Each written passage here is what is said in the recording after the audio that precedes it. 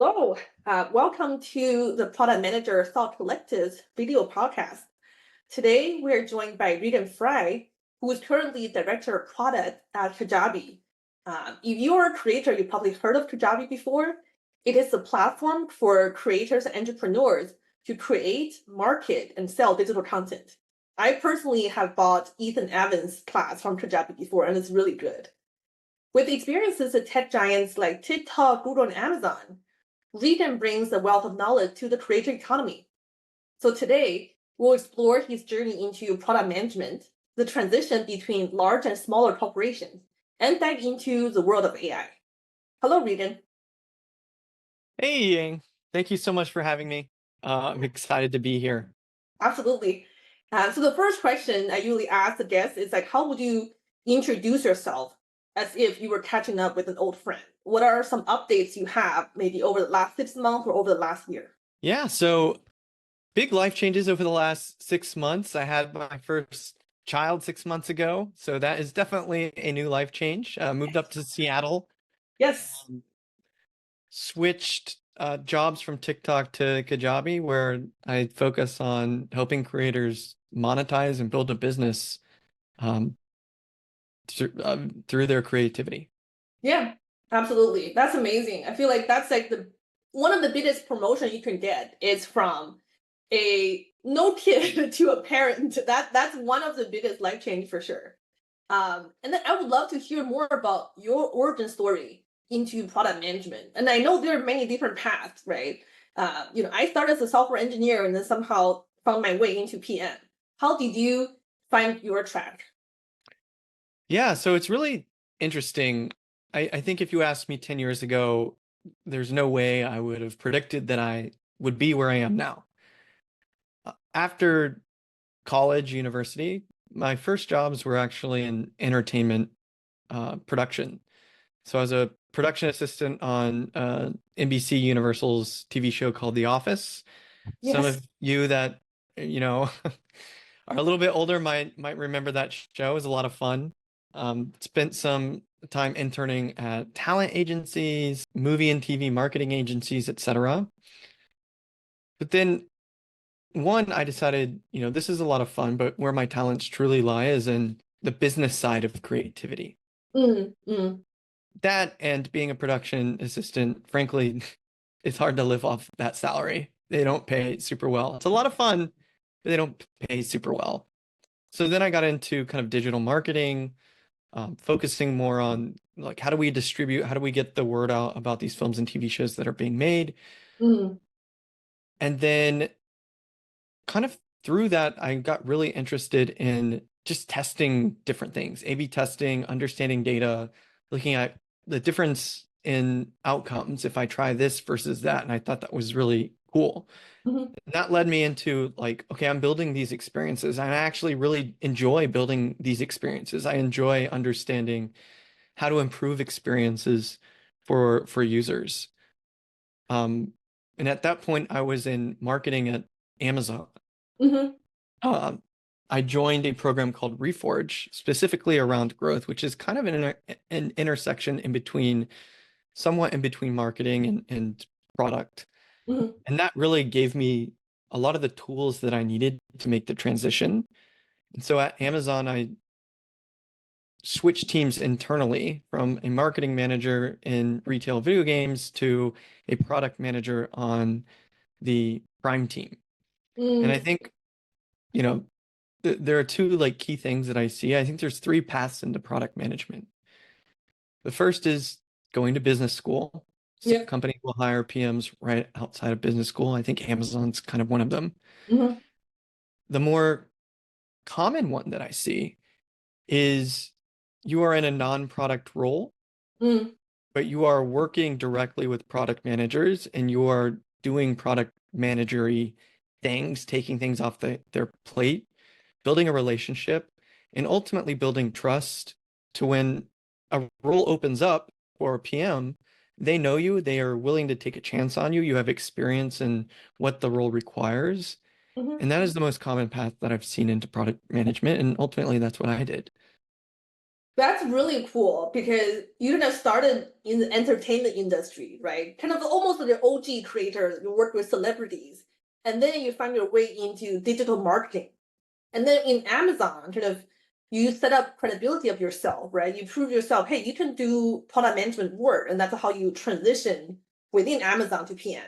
And then after that, I think you joined Google, right? And then after that, it's like TikTok and Kajabi. Exactly. Um, the reason that I joined Google was a team reached out to me asking if I wanted to work on Google's growth team, specifically within a new unit called the Behavioral Economics or Behavioral Sciences unit. Mhm. That's basically where you're teamed up with behavior, like by practice, people with doctorates in behavioral psychology, to really understand user motivations, user psychology, user behavior.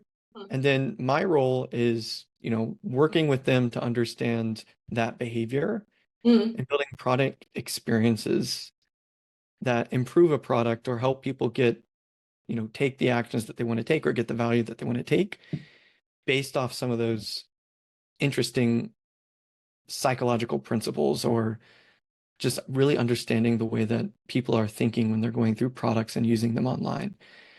And I thought it was a really unique role, a really unique opportunity. Yeah. The woman that led the team was actually started the behavioral economics unit at the White House under the Obama administration. Oh, And wow. so Okay. ultimately, I thought it was a really interesting role and a really interesting opportunity to learn from some really, really smart people and dive really deep in, into something that I've always been interested in, which is user behavior, user psychology. That is amazing. So because there are different phases of product management, right? So you're more of in the understanding why people do this way, and then the deep dive into understanding their behaviors, and then that I think that makes you a more empathetic leader, right? You have more of a behavior scientist kind of a PM type of role. I see. Yeah, it's always interesting because as a product manager, you will have focus groups, you have user interviews, you're talking to customers all the time. But oftentimes the way that customers will articulate the reasons that they did or are doing a thing in person are slightly different than the actual psychological motivations when they're going through an experience. They're Mhm. not always the same thing. And if you think about your day to day, you're just going XYZ, click, click, click when you're going through a site. So you're using a lot of mental shortcuts and understanding kind of the psychology behind why you're taking those mental shortcuts, why um, you might get stuck at different points in the experience. If I asked you to articulate that, tell me why. Mhm. You respond because you're answering a question, Right. but that you're not always consciously thinking of the things that you're doing on like from minute to minute in an experience, right? So it's very, very, I thought it was a very, very interesting role. Yeah, absolutely. So we both work at TikTok, even though we didn't work alongside with each other, we didn't have overlap.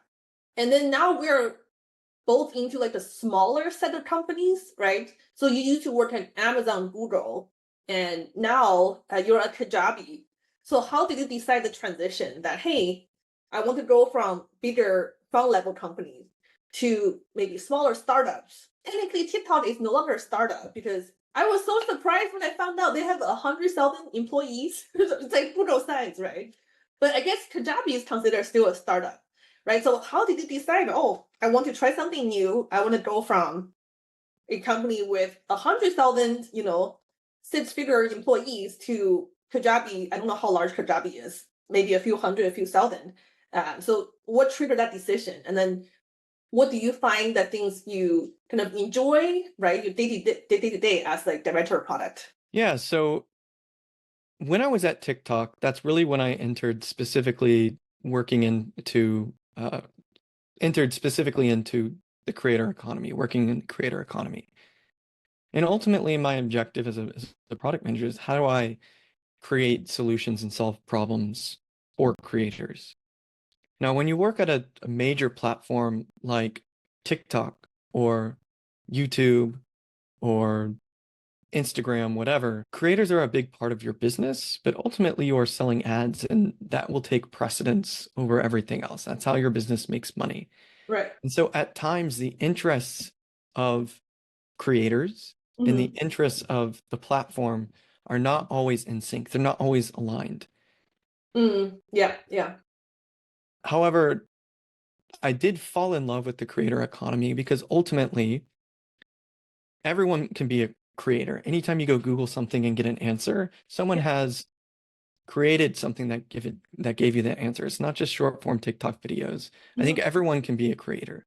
Yeah, These individuals that do this full time, that are creating videos full time, writing content full time, whatever, they are creating so much value that all of us consume every day in the world.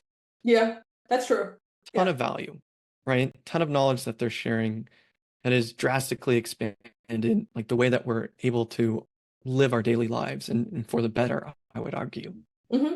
However, if you think about the three pillars, which are the distribution platforms where you consume the content, Mm, the viewers of that content, so that's you and I looking at a YouTube video, for example, and the creator of that content, the person that is doing arguably the most work is getting the least amount of value in that um, three-legged exchange.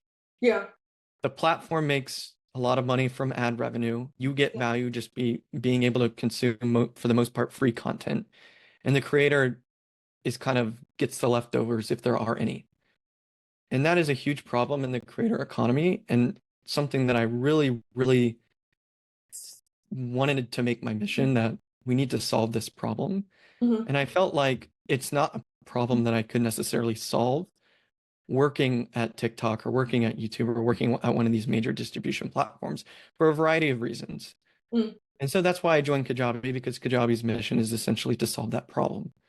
How can we help creators that spend a lot of time and effort creating this content that we all consume and find value in? How do we help them receive more value in return and ultimately create sustainable businesses around the knowledge that they share and create? I love that. I think you touched on a few really good points. It's a like misalignment of values, right? Creators, if you think about, it's not just like a 30-second video. They have to put into like scripting. You have to think about how to edit the videos. And then in exchange, they might not have a lot of values out of it because platform will take the big chunk of it. And then how do you kind of almost like democratize this like access of knowledge while provide sustainability to creators so they don't burn out, right? I think I've seen the average creators in the US, I don't remember, it's like $15,000 a year or something. It's not that much money, right? It's below poverty line. So they have to have a different job. So the being a creator is their side hustle. I think like 2 weeks ago, I've seen on my LinkedIn feed, the White House had the first creator economy conference. So I could see that, from the government level, they see, hey, this is a big opportunity. They want to see how they can help, right? I think that's definitely a big trend. And I'm glad that you joined a company that has a good mission that really aligns with the values you have. Well, yeah, I think here's the way that I think about the lack of parity in the value exchange. Mhm. For every dollar that I want to spend on a creator, let's say I'm tipping them, or let's say I'm buying a course Mhm. or a coaching session. If I'm doing that on YouTube's platform and I'm doing it on an Apple device, Mm. Apple takes 30% because it's a digital product right off the top. So for Right. $1, you're left with 70 cents. Yeah. Then the platform takes anywhere from 30 to 50%, depending on the platform, sometimes a little bit less. So then you're left with somewhere around, 40 to 45 cents for the dollar that I've tried to give to the creator. Then the Mm. creator has all the expenses that come with running a business. They have to buy cameras, they sometimes need support, they have to pay taxes. Yep. So ultimately, for every dollar that you want to spend for a creator that's given you value, Yeah. they're getting maybe 30 cents, a little bit more, a little bit less in return. Yeah. I think that's if it's like if Microsoft said, "Hey, we're going to take 35% of all e-commerce." Businesses like Amazon would not exist today. E-commerce would not exist in the way that it does today if they had chosen to take that stance a while ago. Yeah. And yet, that is kind of the stance that both platforms and device manufacturers, the companies that own the operating systems, have taken when it comes to digital products, which are, for the most part, one of the largest chunks of potential revenue streams for creators. And Yep. so when you make those revenue streams um, financially kind of not workable Mm-hmm. for creators, it limits like this whole section of the economy. And it's Yeah. not just creators, right? It is the companies that support creators, that build things for creators. How do they make money? You're a creator and you have 35 cents, and then I as a platform need to make something for my operations. Yeah. So I'm taking, 5 cents from that 35, and then you're down to 30 cents or 25 cents or whatever it is for every dollar. And so not only does it not really allow creators to receive fair value, it suppresses innovation for creator-centric companies because they have to find value somewhere in that exchange that is fair for both creators and the services that they provide as well. Um, so I think it is a real problem, and I'm glad that the White House is taking this segment of the economy seriously. Yeah. It kind of reminds me, I don't know if it's a good analogy. It's like if you go to a nice restaurant, right? And then you say, hey, the waiter has been great to your family, who maybe the kid is being like noisy or making a mess, and the waiter is being patient, get everybody sorted out well. And then when you're about to tip them $1, and the restaurant takes 30% because it's a platform. And then there's a bunch of other fees being taken away, and then the waiter eventually gets like 20 cents, right? Even though they have put in all the hard work, but like the platform that's been providing them, I guess, the job or the service has a lot of expense taken out. That doesn't seem sustainable for the waiter, right? That makes sense. Right. It's not, for lack of a better description, it's not fair and it's not equitable. Yeah. And we wouldn't allow this in other sectors of the economy, you know, like caveats withstanding. Yeah. And so I think we need to take the creator economy and the people that are attempting to build businesses within this segment of the economy seriously and treat them like actual viable businesses because that's what they are.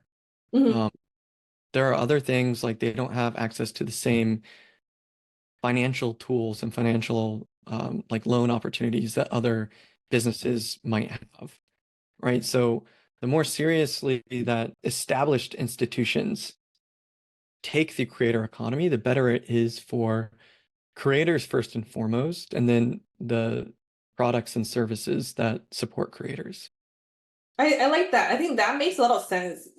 You're giving them the right space to thrive and grow, right? Instead of trying to extract values that they put so much hard work on, like the platform. That's a good point. Um, yeah, I like that. That's a really good discussion.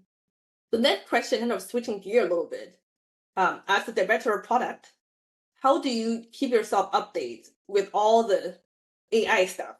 Right? There are so many AI newsletters I subscribe to. Then my feed, LinkedIn feed, there's a lot of AI creators or influencers on LinkedIn. And then I subscribe to Cloud, right? And then I know people use ChatGPT or Google Gemini. And then you see all these mobile new phones, they have the fanciest new AI tools. I heard Apple Intelligence is going to make a big wave in September. So, as a PM leader, how do you manage the overwhelmingness of these AI landscape that's changing every single day? It's very, very difficult. Like as you pointed out, for a variety of for a variety of reasons. One, there is just information overload. How do you sift through what's actually important versus what, oh, I learned how to write a prompt in a different way. That's not like groundbreaking. Yeah. Two, the industry is moving so quickly in a way that I haven't seen in a long time. Hmm. that they are constantly releasing new capabilities Yep. that can transform and are transforming a lot of industries, a lot of jobs and job functions and stuff like that. So I do think it is very difficult. I have kind of three ways that I try to stay up to date. The first is I create, like within my own company, I create a group of people that are interested in this space, and we share different things that we think are really, really interesting or cool, or hey, wouldn't it be awesome if we were able to do this for our customers, Mhm. etc.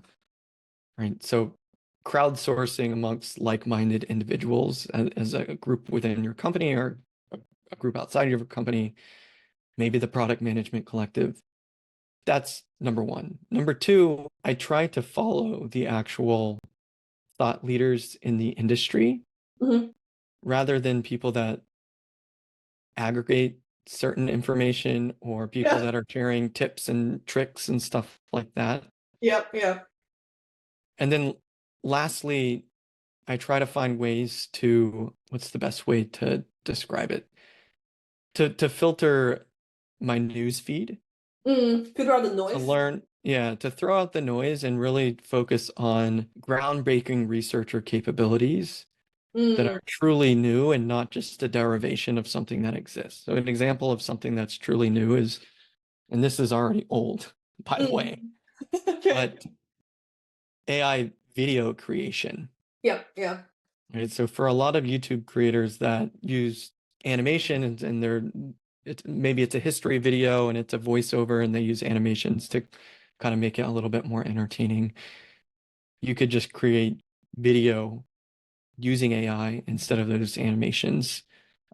As an example, I'm not saying that it's going to replace animators or whatever. Right. Right, yeah. As an example, That's the one option that they now have. Right. Okay.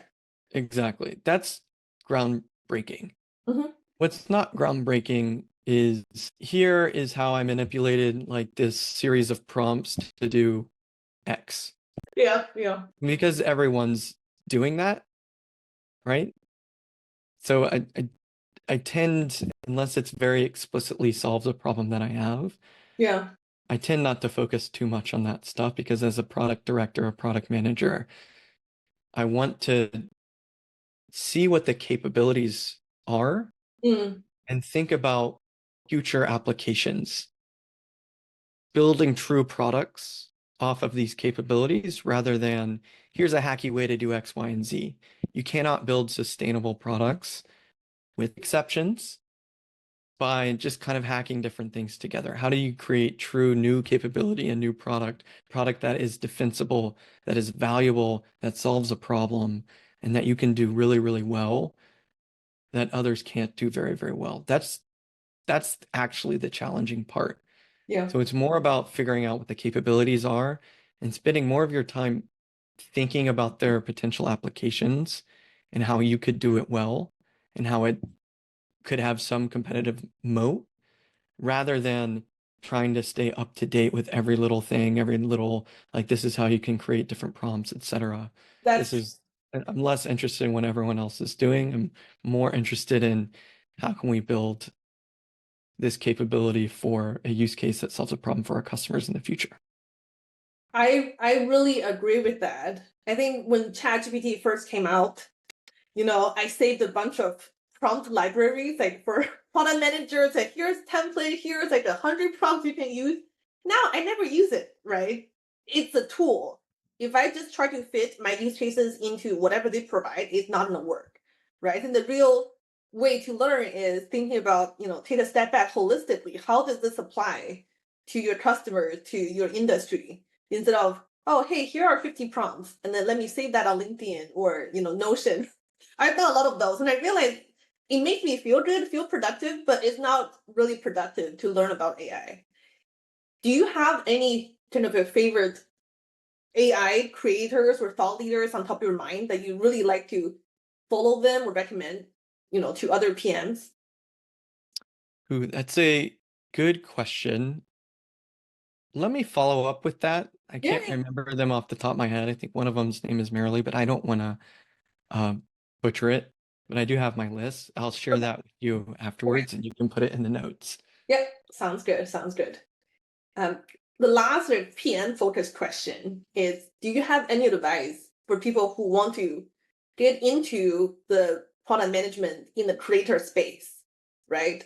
You and I, we kind of stumbled upon into the creator space. I would say you had that transition, the leap of faith from kind of the behavior learning at Google to being the creator economy leader at TikTok. I think I also had my accidental found my way into creator monetization of Pinterest. But what up, let's say a new grad, right? If they want to work for a top creator company like Kajabi or Patreon or other companies, what are some advice you have? Yeah, it's a really good question. And I think the advice that I give for creator economy is going to be similar to the advice that I give for breaking into really any industry. Mhm. And is the job that you're taking, if you think about the job that comes afterwards. So the job that I would theoretically be accepting today, what job do I want next? Mhm. Does it get me closer to that next job that I want? So you always need to be thinking 2, 3 steps ahead. That's one. Mhm. Two, realistically, can you parlay this experience into something that matters for a job in the creator economy or whatever industry that you're trying to break into, Mhm. right? Like I said, everyone is a creator. Everyone works with creators. We think of creators like generally, oh, someone that creates videos on YouTube and TikTok or whatever. The reality is that if you work at GitHub, Yep. for example, a lot of that content comes from creators. Just because they're not making TikTok videos doesn't mean they're not creating content. And so, can you form a coherent and realistic narrative about how you have been helping creators, Mm. about how your experience in a creator adjacent role or company makes sense and how you bring valuable experience to a specifically creator economy or creator focused role. Mhm. And I think that works for breaking into any industry, but you really have to think about your narrative. You really have to think about your next 2 steps after your immediate job. And then if you're at a job where you're like, well, I'm not looking for a job right now. I'm not working really in a something that I can kind of parlay into a creator experience.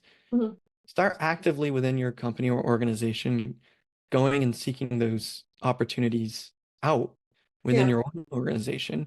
And if you can't, and that's something, an industry that you really want to break into, maybe it's time for you to switch roles within your organization or switch organizations entirely so that you can get to your next step. Because it's not just going to fall in your lap, you have to work for it. Yeah. I love that advice because it's all about what value you can provide, right?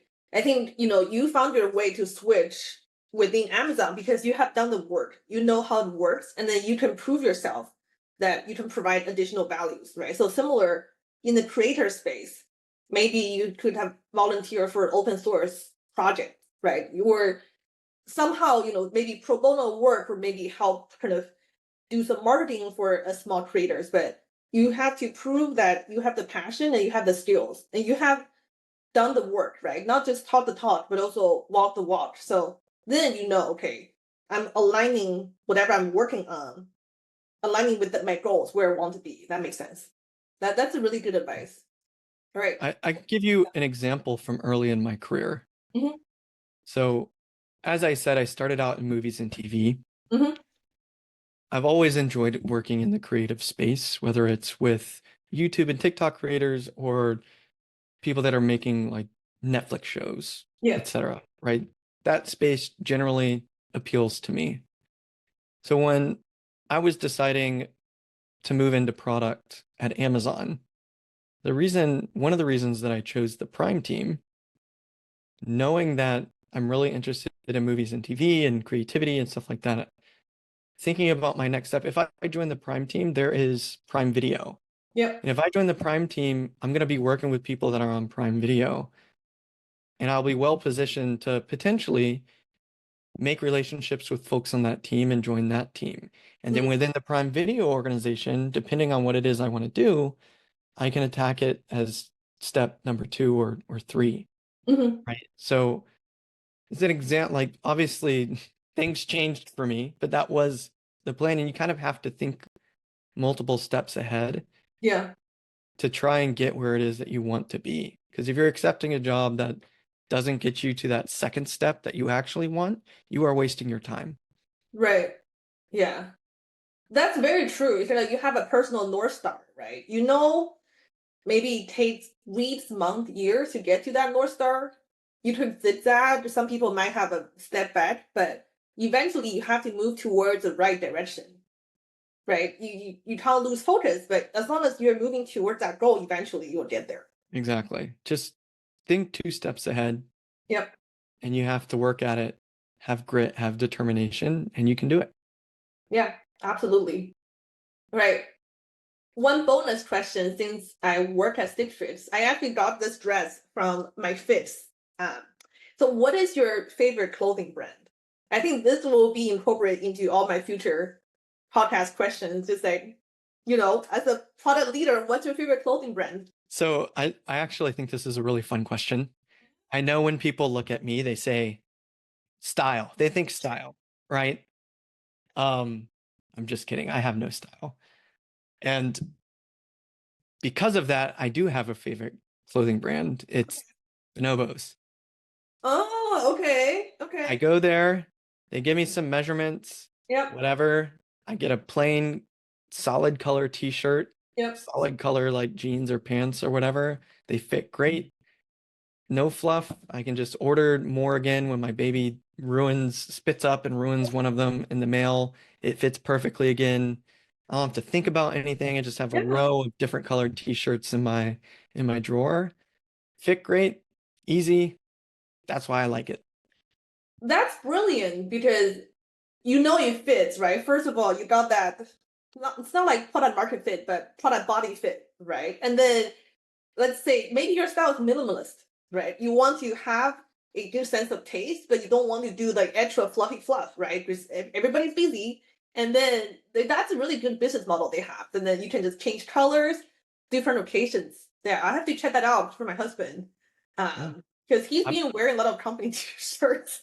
So that's a good point. Thank you for the tip. I'm a simple man. I'm easy to please. Thank you so much, Regan, for your time.